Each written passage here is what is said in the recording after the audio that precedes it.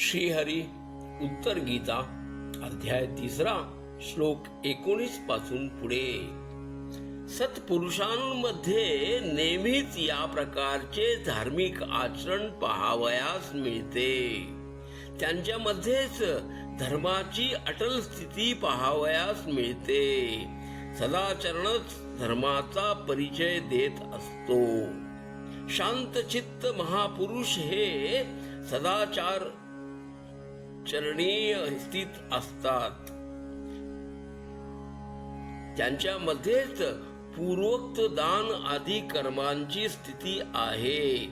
तेच कर्म सनातन धर्म नावाने प्रसिद्ध आहे. जो त्या सनातन धर्माचा आश्रय घेतो त्यास कधी दुर्गती नाहीत भोगावी लागत.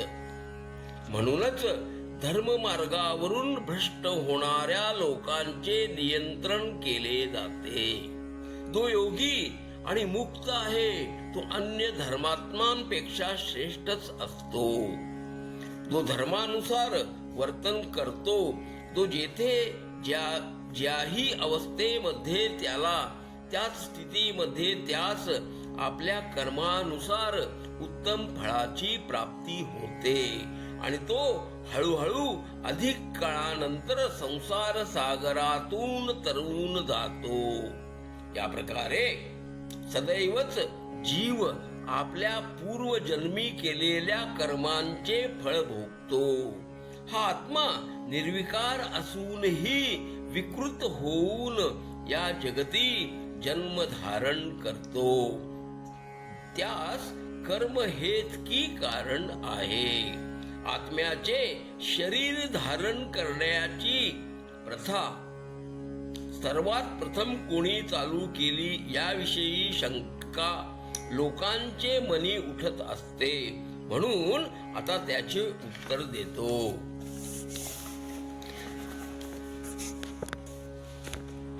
संपूर्ण जगताचे पितामह ब्रह्माजींनी सर्वात प्रथम स्वतः शरीर धारण केले नि मग स्थावर जंगम रूप समस्त त्रिलोकाची कर्मानुसारच रचना केली. त्यांनी प्रधान नामी तत्वाची उत्पत्ती केली जी देहधारी जीवांची प्रकृती म्हटली जाते. जिने या संपूर्ण जगतात व्याप्त केलेले आहे आणि या लोकी तिला मूळ प्रकृतीच्या नावाने जाणले जाते.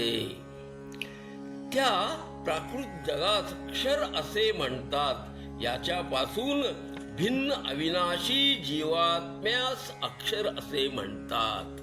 यापेक्षा विलक्षण शुद्ध असे शुद्ध परब्रह्म आहे.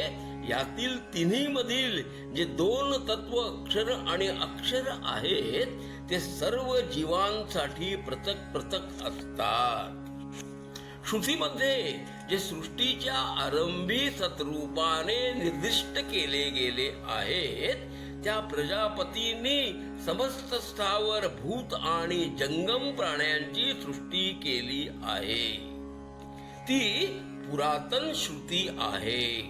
पितामहांनी जीवास्तव नियत काळापर्यंत शरीर धारण करण्याची, भिन्न योनीमध्ये भ्रमण करण्याची आणि परलोकामधून परत या लोकी परतून जन्म घेणे वगैरेची व्यवस्था केली आहे.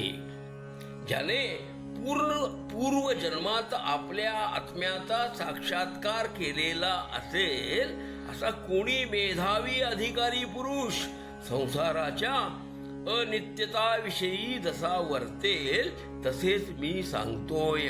माझ्या गोष्टी यथार्थ संगत असतील. जो मनुष्य सुख दुःखांना दोन्हींना अनित्यच समजतो, शरीरास अपवित्र वस्तूंचे समूह प्रतच मानतो आणि मृत्यूस कर्मफळ मानतो आणि सुख रूपात प्रतीत होणारे जे काही आहे ते सर्व दुःखच दुःख आहे असे मानतो, तो या घोर आणि दुस्तर अशा संसार सागर पार करून जाईल. जन्म मृत्यू आणि रोगांनी वेढलेला जो पुरुष प्रधान तत्वास म्हणजेच प्रकृतीस जाणतो आणि समस्त चेतन प्राण्यांमध्ये चैतन्यास समान रूपाने व्याप्त पाहतो. तो संपूर्ण परपदाच्या अनुसंधानी संलग्न होऊन जगताच्या सर्व भोगांपासून विरक्त होऊन जातो. हे साधू शिरोमणी, त्या वैराग्यवान पुरुषाकरिता हितकर असणाऱ्या उपदेशांचे मी यथार्थ रूपाने वर्णन करेन. त्याकरिता जे सनातन अविनाशी परमात्म्याचे उत्तम ज्ञान अभिष्ट आहे, आवश्यकच आहे, त्याचे मी वर्णन करतो. विप्रवर, तुम्ही सर्व कथन ध्यानपूर्वक श्रवण करावे. याप्रमाणे श्री महाभारताच्या अश्वमेधिके पर्वामधील उत्तर गीता मुक्त भावानुवाद सफल संपूर्ण असा 3रा अध्याय. घ्या श्रवणानंद. हरिओम तत्सत. हरिओम तत्सत. हरिओम तत्सत.